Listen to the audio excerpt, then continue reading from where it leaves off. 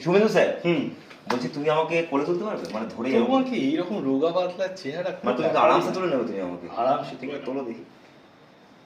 ও আচ্ছা, বাহ বাহ, খুব ভালো খুব ভালো। তাহলে দেখতে পাচ্ছি শুভেন্দু স্যার আমাকে তুলে নিল, আমার একদমই ওয়েট নেই, শুভেন্দু স্যার তবে 60 কাটটা। আচ্ছা ঠিক আছে, আরেকবার ট্রাই করবেন স্যার?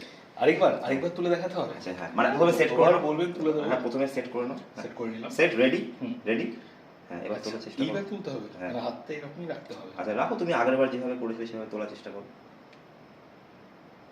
তোলো, একটু হাতটাকে ছেড়ে দাও। হ্যাঁ এবার তোলো দেখি। এবার তো তুলতে পারছি না। আচ্ছা এবার তুলে দাও দেখি। এরকম। আচ্ছা এবার তোলো, উঠছে এবারে? হ্যাঁ।